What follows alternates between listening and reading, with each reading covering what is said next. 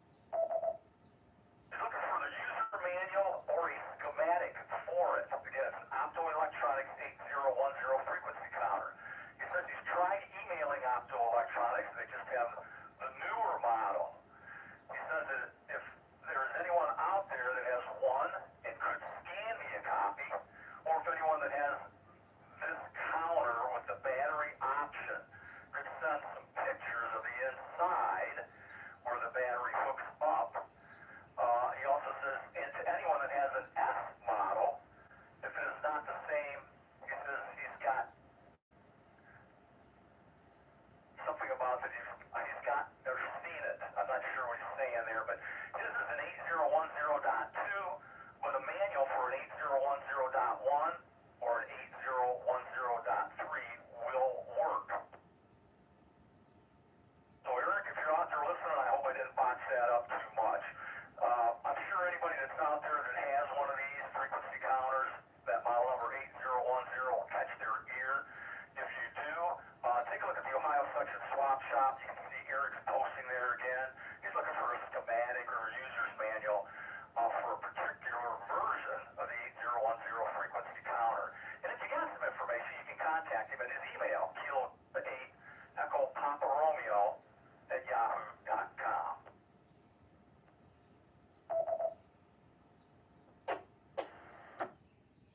Moving along really quickly here, just a reminder for all you field day folks that use the N3FJP field day logging software, which by the way is excellent.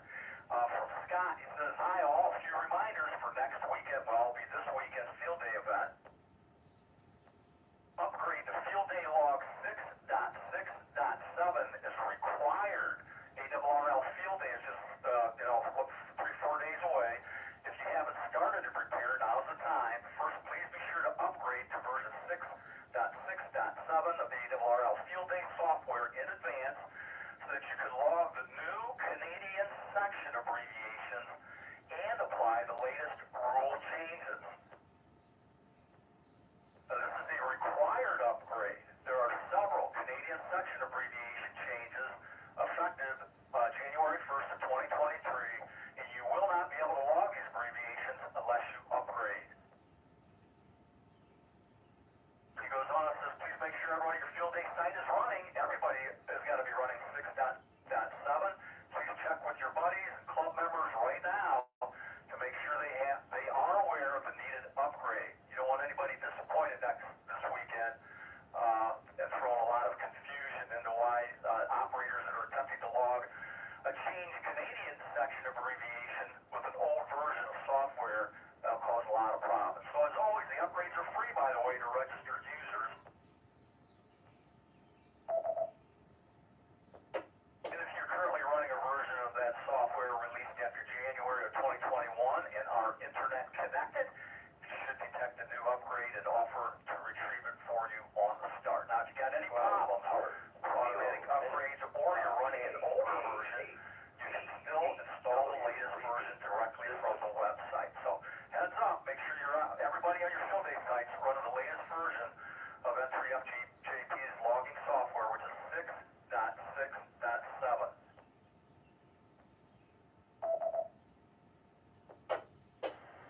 REI for identification.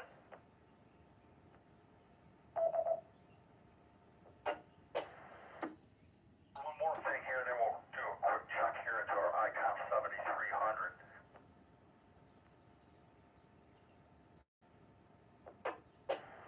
Let's see here.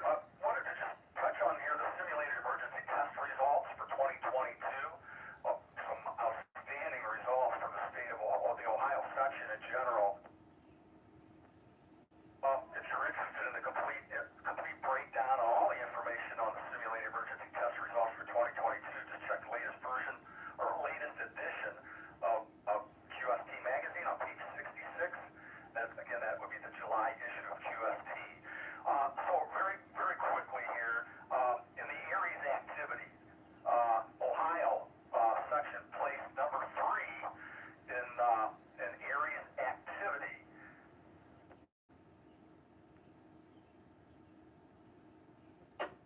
Number 3 out of 10. There were 10 different sections that were entered there. Ohio was number 3, which is excellent. Now, to make it even better, as far as section and local nets are concerned, in the simulated emergency test, Ohio was number one out of it looks like about 10 different sections that were listed there, with a total of 2,097 points.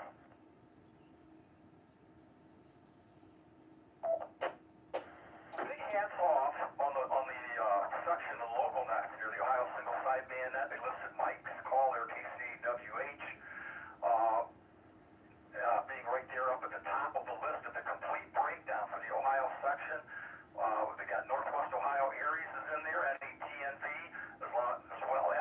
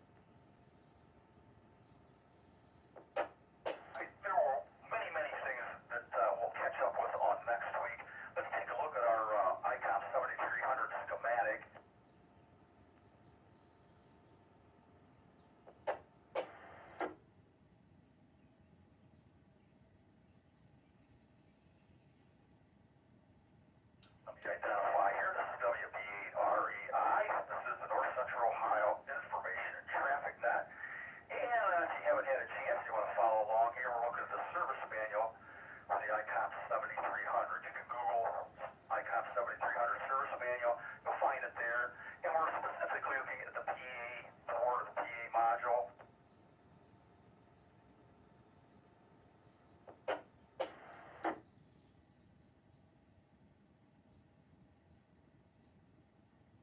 All right, now I'll get myself in the right place here.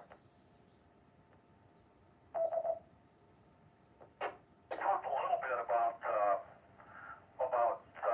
transformers, some of the transformers that are used in the PA unit. Again, if you're looking at the schematic, there's actually two pages. One's marked PA-1, the other one's PA-2.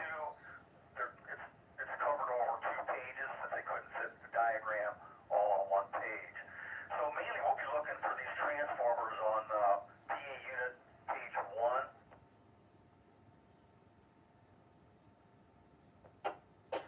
Really what we kind of threw out there last week was the fact that there are some transformers that are actually balanced that perform the transition from an unbalanced condition to a balanced condition, and then from a balanced condition to an unbalanced condition. And just was curious whether or not anybody took the time or had a minute to study the schematic on page 1 of the PA unit and was able to determine and describe the identifying numbers for those transformers. Anybody?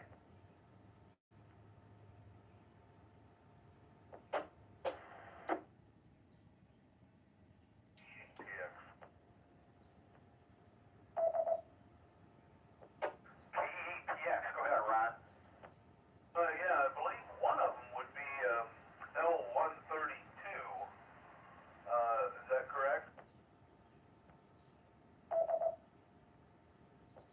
Oh yeah, definitely L132. Yep. That takes the balanced output of the push-pull MOSFETs and then transitions that to the unbalanced output. Oh, wait a minute here. Oh, wait a minute. If that's L132, excuse me. L132, excuse you, pick that one. L132 is really just a straight transformer. It's balanced in and it's balanced out. So that would not be one of the balance. It's got to be 133. There you go, yeah. So looking at 133, you can see, if you look really carefully there, that the output of the push-pull stage is balanced, which it should be, and that the output is unbalanced. You see that as it makes its way to what is this PA-2 filter to L204. That's the top of the transformer, and then the other secondary to that transformer is tied to chassis ground. So that's balanced to unbalanced, absolutely, and that was L133. Yeah, L132 is just balanced in and balanced out for impedance matching. There is one more balun in there though. At least one more that I see. Anybody else catch it?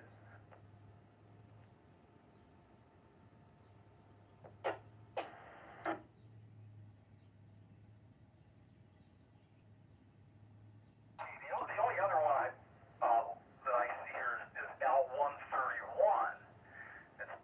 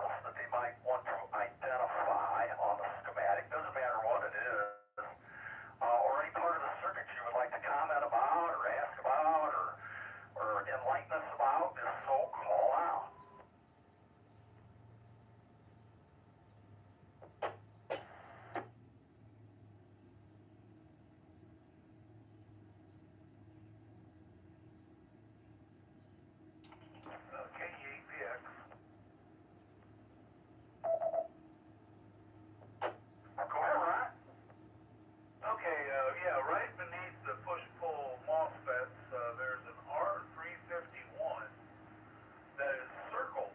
Now, I have no idea why it would be circled, and it does have an MTCG20 number on it.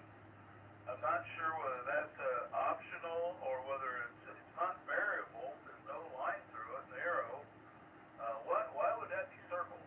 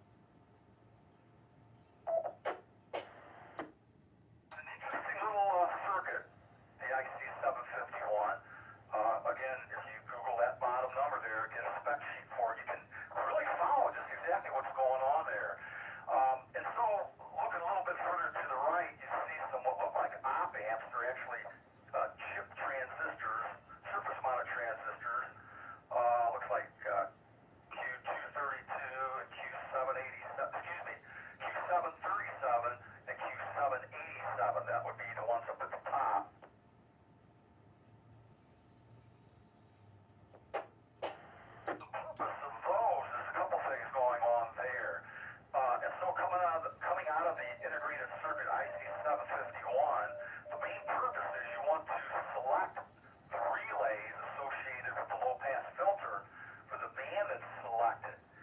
However, that IC751, if you look, it operates on 3.3 volts. That's what comes in on pin 16.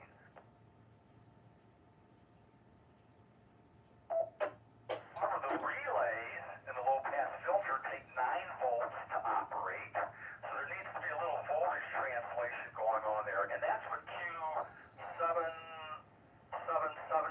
I think that's it, Q787, that's what they do. Basically, the Q output that gets selected for the band, let's say it's, let me pick one here real quick.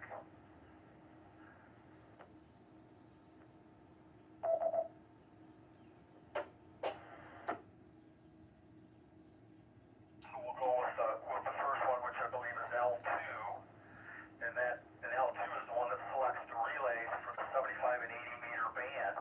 And so if you look at Q777 and Q787, Q777 is an NPN transistor, and so the high output of the integrated circuit turns Q777 on, and that puts a ground, a low on its output.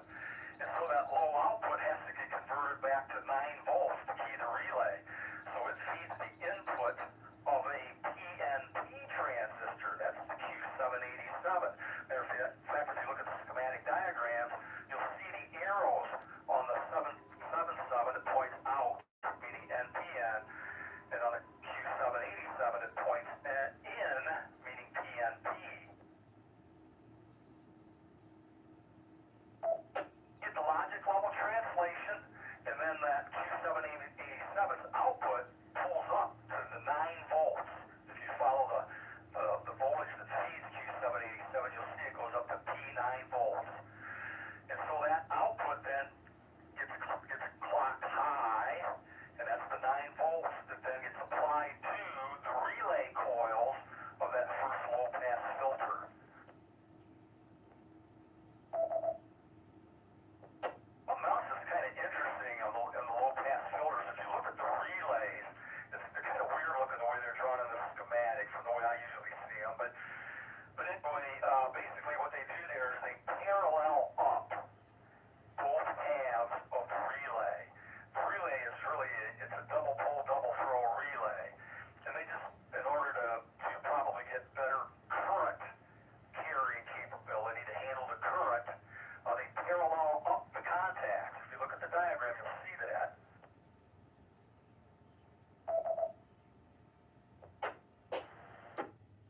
And you can actually trace, again, that the output of those driving transistors where they key up or they're applied to the relay coil, and also you'll see that they, in order to pull the other coil in or energize the other coil, they go through a set of normally closed contacts on the low-pass filter's relays that are right below it.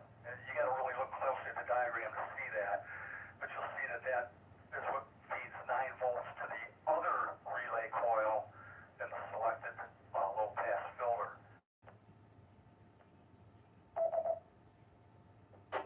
Here you see a series of diodes across each relay coil.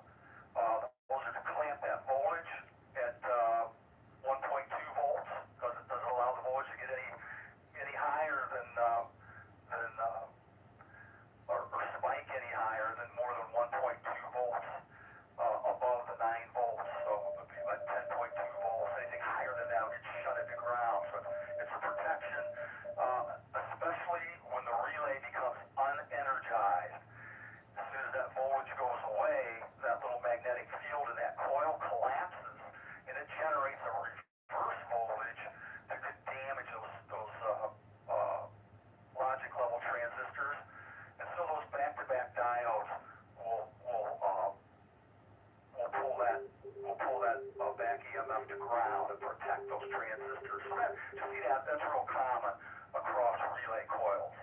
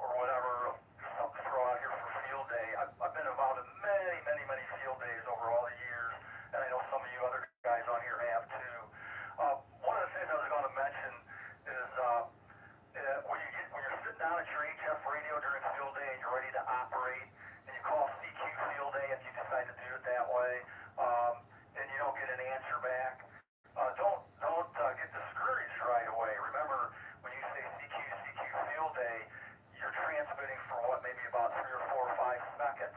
However, remember, people are tuning right on by you, and they're tuning around different places.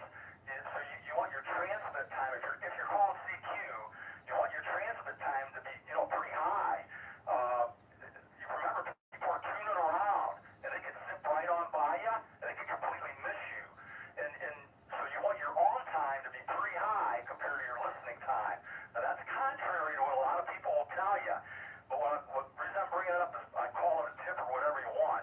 It's quite often, I've seen it many, many times, people sit at the radio, call CQ field day, they don't hear a response back, and usually you get kind of discouraged. It makes you feel kind of uncomfortable, like, gee, am I operating the radio right? What am I doing wrong? Nobody's answering me. So my tip to you is don't stop. You want to keep your on the air time. Imagine yourself as you're tuning the radio dial listening for people calling CQ. You're only spending a fraction of amount of time on a specific frequency. It's easy to go right by somebody. So when you're calling, make sure you're calling CQ. Establish a frequency first, and make sure you call CQ. Lengthen it out if you have to. Do it often, and believe me, sooner or later you're going to start to get some answers back. But if you only do it once or twice and you kind of give up on it, you won't have any luck, and that happens a lot. I see it quite often. And one other thing, you got to make sure that the radio and the antenna that you're using are set up properly. Of course, everybody goes, well, yeah, duh, but you'd be surprised how many times at a field day site it doesn't quite go like that. And so the big takeaway I always like to tell people is you really, really should have the person that's familiar with that radio. Maybe it's their own personal radio, or it's a radio that they're very familiar with. You want that person to be there to check out and demonstrate to everybody how to operate that radio. And at the same time, that person should be able to check the standing wave on the antenna that's being used. And everybody should know, well, what band that antenna is capable of operating on, and whether or not it puts the power out and has a good standing wave, a good acceptable standing wave on that portion of the band.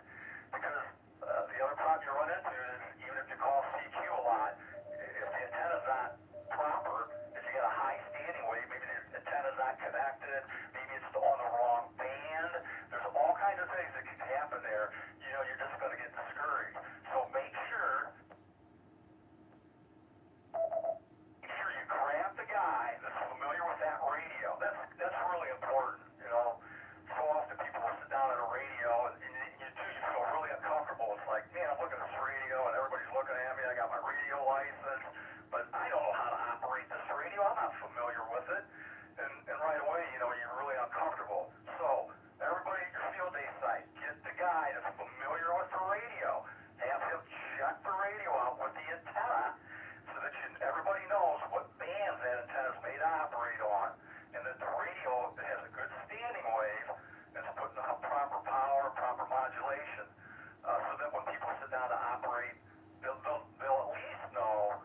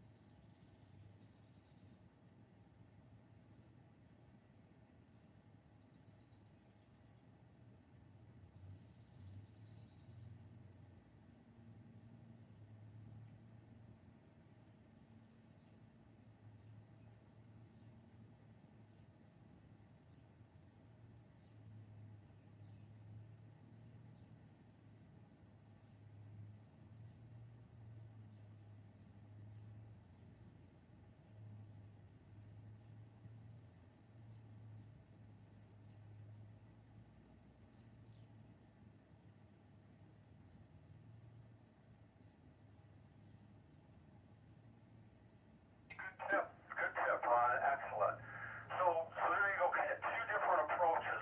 One, if you know you got a good signal, a good antenna, and believe me, the field day, 9 times out of 10, if it's all put together, you're going to have a really good signal with an outdoor antenna out in the clear. Don't be afraid to establish your frequency and just call CQ and listen for answers. That's one approach. The other approach is like Ron mentioned, where they call it hunt and pounce or search and pounce. And that's where you're dialing around looking for people calling CQ. So that's a different approach. And Ron gave some good suggestions there on working, dialing from the high end of the band, from the top end of the band down, as opposed to from down going up. Since he said, he's noticed a lot of people starting, and I'm one of those. I always start at the bottom of the band and spin my way up. But a good suggestion. I like that, Ron. I might even have to try that one. I've heard that before, too, by the way. I've heard that people talking about that before. So again, that's hunting pounds or searching pounds as opposed to just calling CQ. You may find that you might want to try both ways, see what works best for you. It may be better during different times of the day. Don't be afraid to experiment. Good comments, Ron. Anybody else?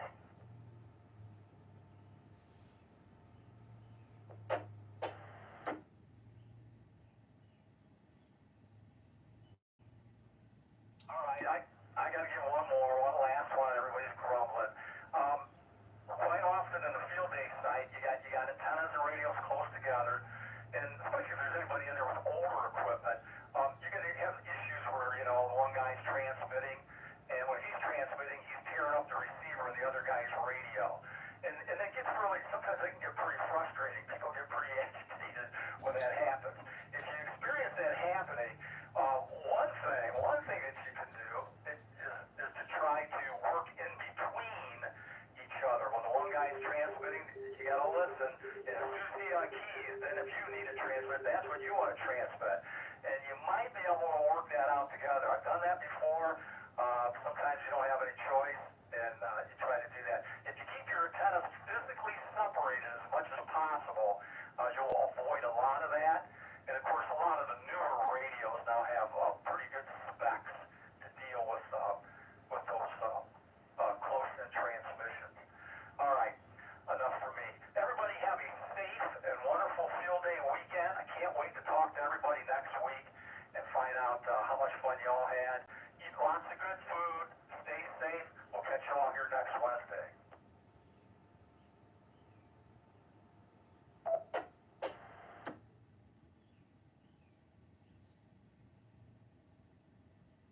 Anybody else? Any announcements?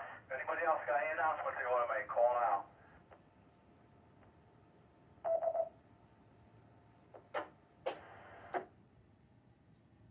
Maybe I'll see you this weekend. If I do, I'll load up a couple radios to show you in AQQI.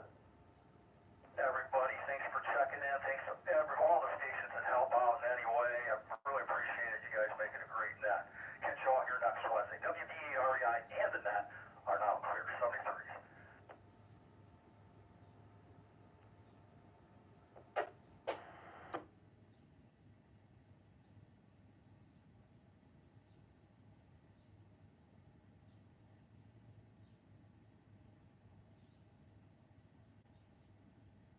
I need XO. Use it KMEYOR.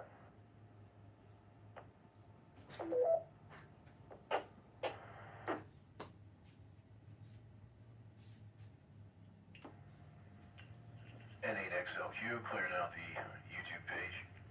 N8XLQ.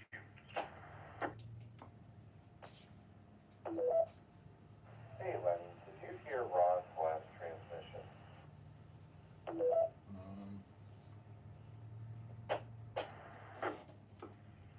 No, I didn't. It was just it didn't come through the system. I didn't see anything, and nothing got recorded. It was just Jeff, and then clear space for a while, and then Jeff again. Okay, I just wanted to make sure it wasn't just me.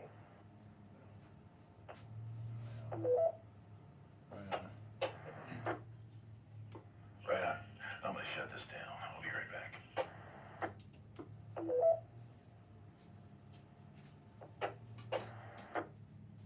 N8XLQ, clear, man. Have a good day.